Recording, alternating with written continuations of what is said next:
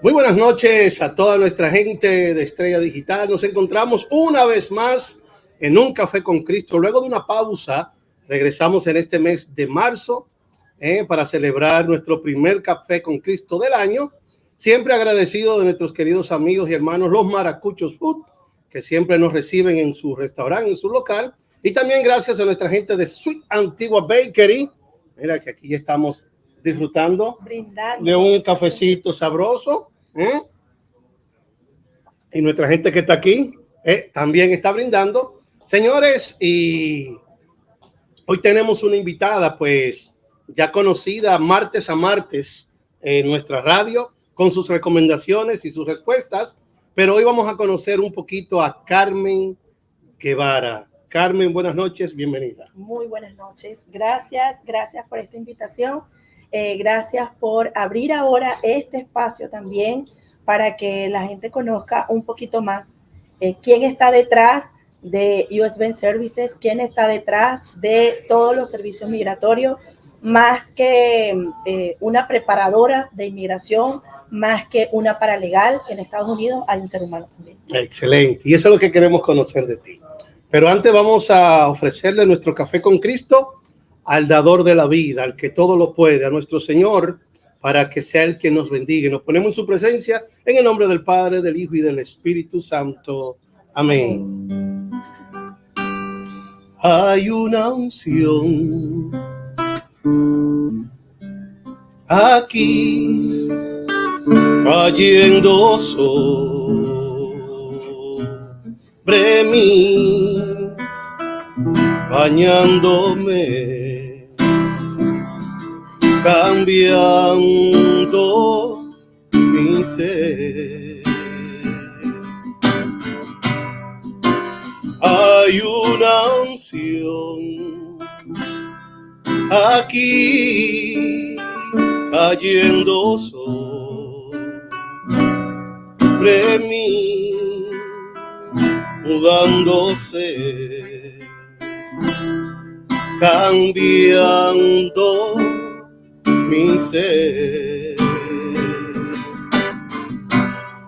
Mi espíritu y mi alma se están llenando con el poder del Espíritu Santo.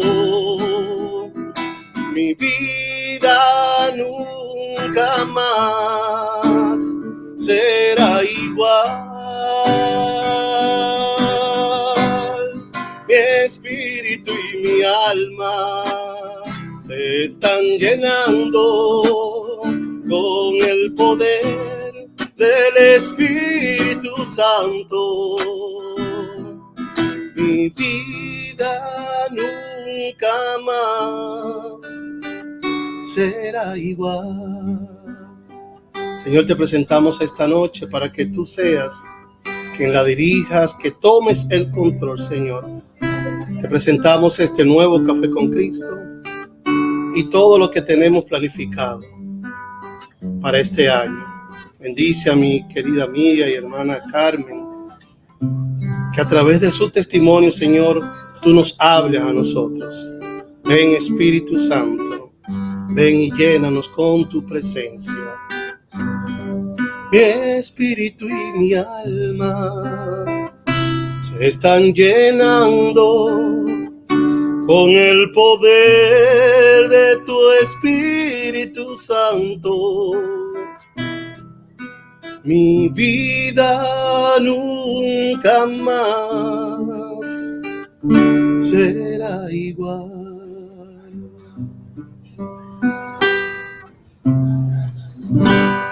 Amén. Bueno, pues ahora sí vamos a entrar en materia. Bendito sea Dios. Carmen, yo tenía mucho deseo de hacer este Café con Cristo. Y cuando decidimos planificar el primer Café con Cristo del año, yo dije que tenía que ser con Carmen. Para comenzar de una manera muy especial, porque tú tienes un testimonio muy bonito. De hecho, tuve el privilegio de ya haberlo escuchado. Y yo sé que Dios te usa a ti para ayudar a mucha gente. A mí me gusta que cada semana cuando nos conectamos, porque tú inyectas mucha pasión en tus palabras. Y más que como comunicador, te hablo como un siervo de Dios, como un hijo de Dios. Y sé que en ti hay una unción muy especial. Y hoy vamos a conocer a esa Carmen. Ya me estás conociendo. Bendito sea Dios. Yo no te había dicho, pero nosotros aquí tenemos ya cebolla picada para ocasionar el efecto. Se nota en el ambiente. Se nota en el ambiente. Bendito sea Dios. Gracias, Eric. Gracias. Carmen, vamos a conocerte. ¿Quién es Carmen Guevara? Carmen Guevara es la que sensibiliza con nada más escuchar esas canciones. Bendito sea Dios. Me trasladaste a 5 años atrás, cuando me tuve que venir a Estados Unidos. Yo estaba en una congregación en la diócesis de Acarigua, Araure, de donde yo soy, Venezuela, y cantándome esta canción en este momento, me llevaste al día 13 de mayo, cuando me tocó despedirme de mi sacerdote. El padre Juan, que es el sacerdote que estaba en ese momento, en esa parroquia, me dijo al momento de despedirse: hija, yo sé que tú no vas a regresar. Solo te pido que siempre tengas a Dios en tu corazón. Al país a donde vas, te vas a conseguir múltiples religiones. Y solamente con decirte que tengas a Dios en tu corazón, tú sabes lo que debes hacer. Y al momento de llegar aquí, las dificultades del tiempo, el trabajo, queriendo aprender el idioma, las niñas en la escuela, y el trabajo del día domingo me impedía asistir a la iglesia, ¿sí? Porque bueno, me tocaba trabajar el domingo todo el día. Yo trabajaba en un restaurante, creo que te conté en una oportunidad que trabajaba en un restaurante, y pues obviamente el restaurante no me daba permiso para yo descansar el domingo, exactamente. Entonces, yo recuerdo en muchas noches quedarme dormida llorando porque no eran las cosas materiales. A mí me unía mucho a Venezuela la parte sentimental de no estar con mi familia, y de que yo en el momento justo cuando me vine estaba en una etapa emocional y religiosa en mi vida maravillosa. Yo estaba entregada al servicio, tenía allá, hacía Dios que el tiempo me alcanzara para todo. Yo tenía mi momento de adoración los miércoles a la 1 de la tarde, era mi día de ir a adorar a Jesús. Los lunes teníamos de 7 a 8 la escuela de Biblia. Wow. Yo pertenecía a la congregación de Maús también. Entonces los jueves eran las reuniones de las mujeres. O sea, mis hijas vivían en el patio de la iglesia prácticamente. Y bueno, estar hoy en día, 5 años después, y escuchar estas canciones que se escuchaban en el santuario, realmente me removió muchísimo los sentimientos. Esa es Carmen, la Llorona. Qué interesante. Carmen. Sí, mi hija hace que sí, porque sabe que yo en mis sentimientos pues, lo saco mucho a flor de piel, pero agradezco tanto a Dios todo lo que me ha permitido vivir, todo lo que me ha permitido crecer de manera personal, profesional y por supuesto de manera espiritual. Estando aquí, Juan, me ha tocado respirar hondo muchas veces y no juzgar y no decir por qué, Dios mío, sino que, Señor, ya entendí. Okay. Y Carmen, antes de seguir avanzando en esa Carmen luchador aquí, vamos a hablar un poquito, me voy para atrás. Yo me adelanté mucho. No te preocupes, que aquí en el programa vamos de atrás para adelante, de adelante para atrás, de arriba abajo. Así que tranquilo, que el primer loco soy yo. Y ellos se ríen porque me conocen. Carmen, vamos a conocer, Carmen, dónde creciste, tu niñez, cómo fue, para saber por qué Carmen llevó llegó un momento de tener una vida espiritual tan profunda. Sí. Vamos a irnos para atrás, en el barrio, Carmen. Bueno, yo recuerdo de muy pequeña, asistía a la iglesia con una tía. En casa, mi mamá y mi papá construyeron una casa de 2 plantas para que nosotros estuviéramos un poquito más cómodos. Y yo recuerdo pararme en la ventana de la parte de arriba el domingo a las 5 de la tarde, ya bañada y vestida, lista, esperando que pasara mi tía. Mi tía se llama Bernabela. Nosotros le decimos Vela. Entonces yo a las 5 de la tarde ya estaba esperando que pasara mi tía Vela para yo irme a la misa con ella. Realmente mis padres como tal no tenían la religión muy enfocada, pero pues yo esperaba a tía Vela que pasara para yo irme con ella. Wow. El sacerdote era, yo creo que todavía está vivo, de esos que ya estaba pasado de edad, ¿sabes, Juan? Uy. Entonces cuando hablaba, sí, y yo le decía, entendía. Tía, ¿qué dijo? Y tía, ¿cómo fue? Tradúcame. Ajá, y con ella fue que yo aprendí. Era súper cómico porque ella era la que hacía el novenario cuando había un fallecido. Okay. Le hacían el novenario y ella era la que iba a rezar y pues yo era la que la acompañaba a rezar. ¿En serio? Pues. ¿A ti te gustaba? Me gusta mucho. Mira. Me gusta mucho. Lamentablemente tengo mala memoria y no me he podido aprender el rosario de memoria, lo que son los mandamientos, pero pues con mi tía Vela yo aprendí. Y ya ahorita de grande, recuerdo que a la cuñada de mi esposo le falleció su papá y me pidió si yo podía rezar. Sí. ¿Y qué edad tú tenías? No, bueno, el papá de esta señora se murió, yo creo que hace como unos 8 años atrás. Ah, bueno, ya estaba más grande. Okay. Pero igual, o sea, yo siempre fui la que acompañaba, no la que llevaba la batuta en un novenario. Entonces, mi tía, aparte de hacer el rosario normal, ella tenía una decena muy linda, porque decía que no le gustaba que la gente se durmiera en el rosario. Okay. Entonces, por ejemplo, había una que decía, ¿a dónde vas, paloma blanca, con el rosario y la cruz? A llevar este novenario al corazón de Jesús. Entonces, bueno, yo la llamé a ella y con mi libretica yendo a hacer el novenario de, tía, pero ¿cuál es el otro para que la gente no se me duerma? Porque después... y yo la anoté, ¿no? Entonces, bueno, pero Carmen es esa la que estaba esperando siempre que pasara.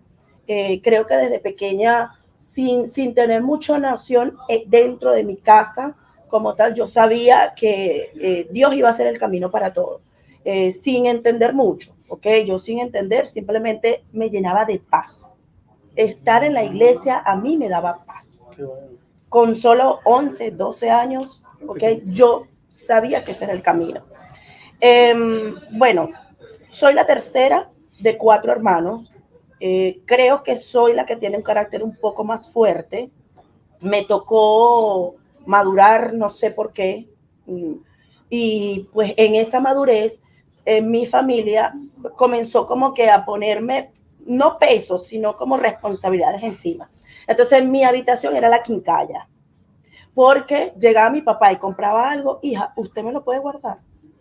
Ajá. Entonces llegaba mi hermana y decía, hija, y por favor, mi mamá, entonces todo, yo era la que tenía las claves de los bancos, de las computadoras, o sea, yo tenía, de hecho en este momento hay una agenda que mi mamá es la que la tiene resguardada, y mi cuñada, mi hermana, allí que van. Ajá, todos dicen, mira Carmen, que cuando tu mamá no esté, por favor que diga dónde va a dejar la agenda, porque ahí está todo, ¿no?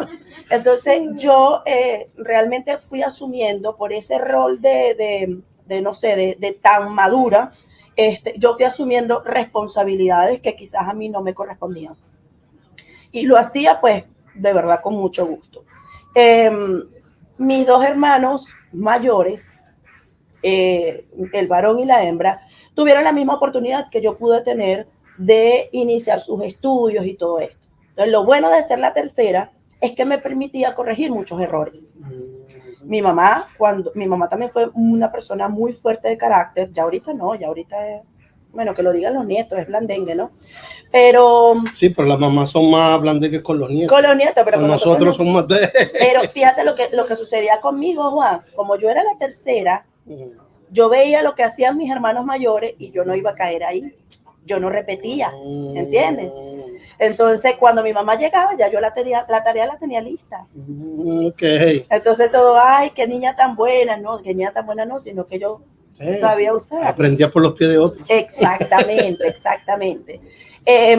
Bueno, cuando ya se da la etapa que culmino yo mi bachillerato, decido, porque eso lo hice desde estando mucho más joven, decido que quiero estudiar Derecho. Okay. Esa carrera no la daban en la ciudad donde nosotros vivíamos. Estaba aproximadamente a 10 horas de distancia. Wow.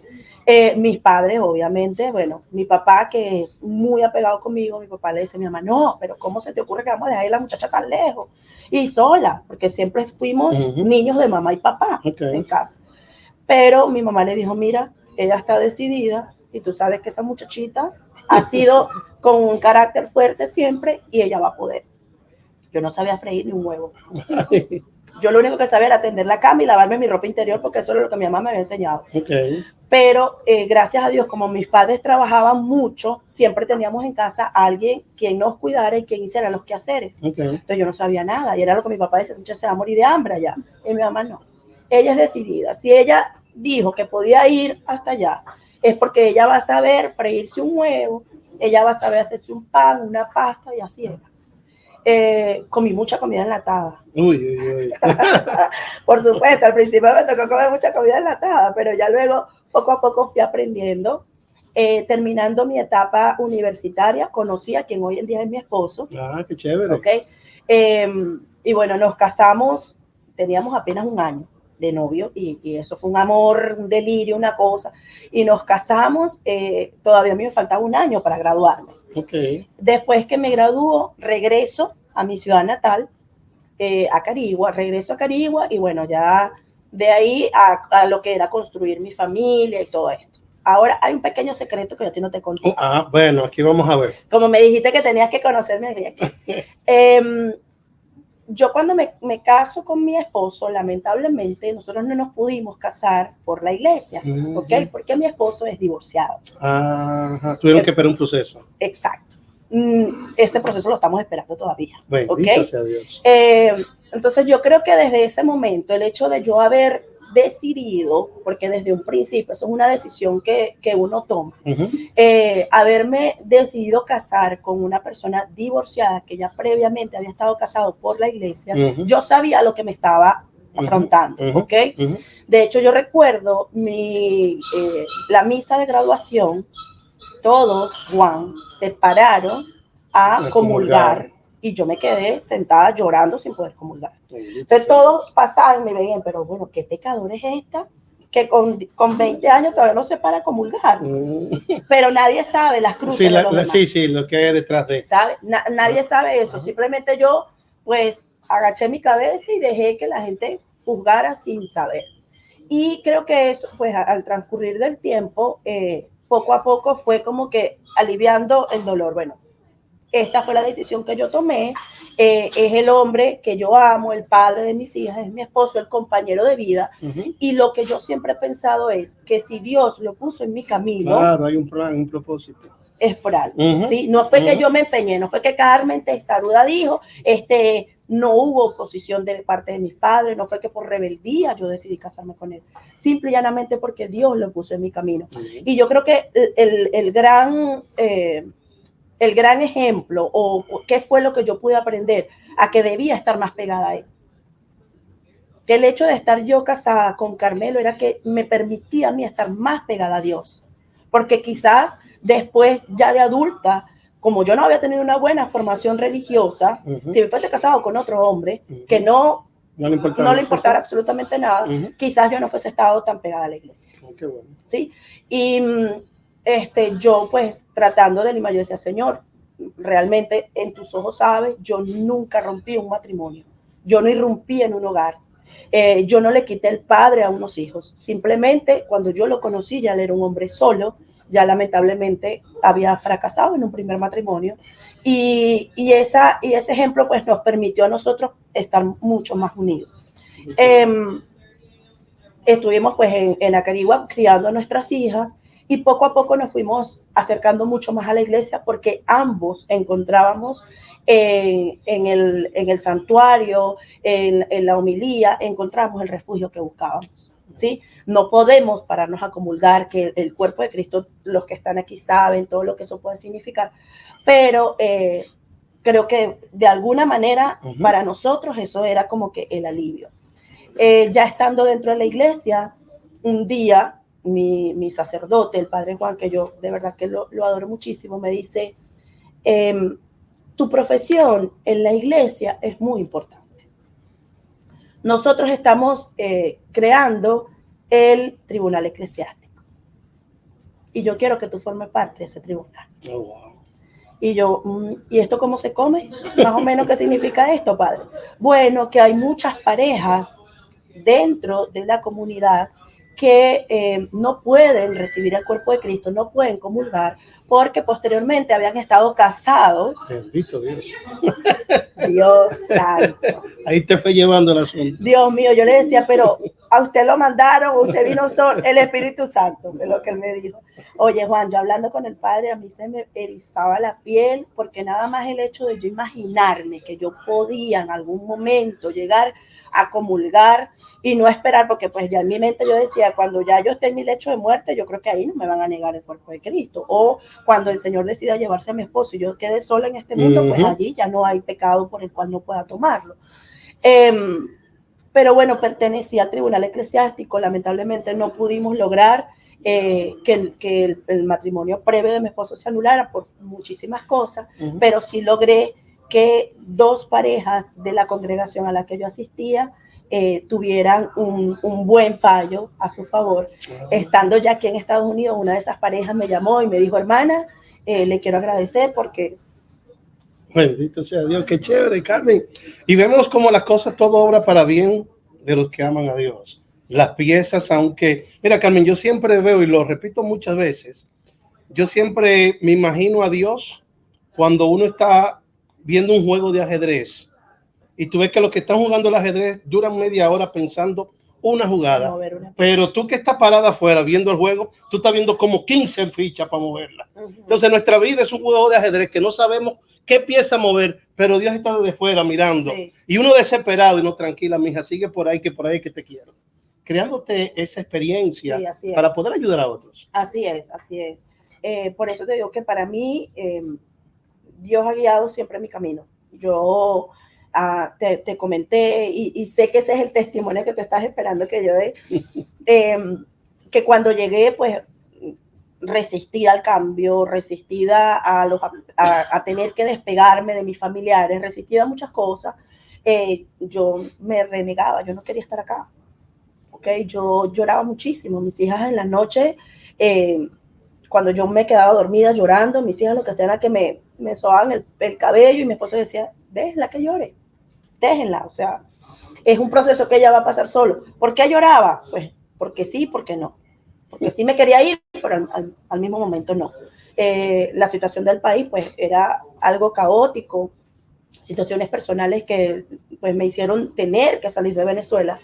Pero igual el estar desapegada de mis familiares, la vida que yo tenía, la vida religiosa, la que te estoy contando que yo tenía, que me hacía sentir aquí miserable porque yo no podía ni siquiera ir a la iglesia. Yo decía, qué mala cristiana me convertí, que no puedo ni siquiera ir a la iglesia, pero era factor tiempo, era factor transporte, era distancia, eran muchas cosas que no me permitían cumplir con mis labores religiosas como yo lo hacía antes, ¿no? Entonces, bueno, nosotros llegamos aquí en el 2018 y fueron 2 años de depresión. Estamos hablando de una Carmen Guevara profesional en su país, abogada en su país, y llegas aquí a prácticamente a no tener una idea de qué vas a hacer. Exacto, y sabes que no era tanto el ego de la profesión, ¿sí? Porque pues sí, yo limpiaba baños y servía mesas y todo lo que quiera, pero lo hacía de corazón, pero no era el ego de la profesión, ¿sí? Sino que sentir que había decepcionado a mis padres. Eso era lo que a mí me agobiaba, porque yo decía, Dios mío, tanto que a mis padres les costó que yo tuviera un título y lo tuve que dejar botado. O sea, no era lo que yo estaba haciendo, porque yo lo que estaba haciendo lo estaba haciendo por mis hijas. Yo lo que estaba haciendo, lavando baños, limpiando pisos, mesas, lavando platos, era para mantenerla a ella, era por el futuro de ella, y esa decisión era la que yo había tomado. Pero al mismo tiempo no dejaba de sentirme culpable por sentir que los estaba decepcionando a ellos. Al contrario, ellos estaban súper orgullosos, porque allá era como decirte, estamos dos mochos rascándonos, ¿sí? Allá la situación estaba caótica, sí, o sea, difícil. Yo no te podía ayudar como lo pude hacer estando desde acá. Sí, Entonces mi papá y mi mamá me decían, cálmate, o sea, tranquila, lo estás haciendo bien, no importa, esto es momentáneo. Y yo, no, pero ustedes, tanto que... O sea, ellos desde allá te estaban dando fuerza aquí. Pero yo me martirizaba, pues, ¿entiendes? Entonces, realmente fueron 2 años de depresión en las que yo sometí a mi familia de manera indirecta a tener incluso incomodidades. Juan, en 2 años yo no quise comprar un mueble, ¿ok? Yo no quise comprar una cama, porque yo decía, yo aquí no me voy a quedar, yo me voy a regresar. Wow. Ya casi al finalizar esos 2 años fue que yo dije, oye, estoy siendo egoísta con mis hijas, como que le voy a comprar una cama y un colchón nuevo para que ellas duerman ahí. Llévame suave que bolero. En esos 2 años que no había cama, que no había muebles, ¿a dónde lo hacían? Juan, aquí la gente deja las cosas prácticamente nuevas en la basura. Ok, ya te comprendo. Y pues yo recogía el colchón de la basura para dormir nosotros. ¿En serio? Sí. Wow. Y durante mucho tiempo tuve a mis hijas durmiendo en un colchón así. Bendito sea Dios. Hasta que yo dije, cónchale, como que estoy siendo egoísta con ellas, ¿verdad? Entonces ahí decidí comprar una cama cada una. Y eso fue foto para acá y foto para allá, porque me sentía tan orgullosa. Como que pasé una página. Como que, bueno, sí, es verdad, ellas merecen tener al menos un colchón digno donde dormir, donde ellas sientan que es algo de ellas. Pero tú llegabas a la sala de la casa y era un mueble de que la vecina lo había dejado. El arbolito de Navidad fue de una vecina que lo dejó. O sea, las ollas fue de un señor que fue y me tocó y me dijo, mira, esto lo conseguí abajo, ¿lo quieres? Ok. Me resistí a comprar. Lo único que compré fue sábanas. ¿Y ellos qué decían? O sea, nada. No decían nada. Nada. Nadie protestaba. Nada. Fueron tan bondadosos wow. que no me reclamaron jamás nada. Bendito sea Dios. Ok. Bueno, después de ese tiempo llegó la pandemia. Okay. Llegó la gran pandemia que nos tocó, bueno, estar encerrados en casa. Y comienza mi hija, la menor, Giovanna, a tener algunos cambios de humor drásticos. Comienza a tener una sensación de sed todo el santo día. Se despertaba en la noche a ir al baño. Algo que, pues, yo pensé que era normal.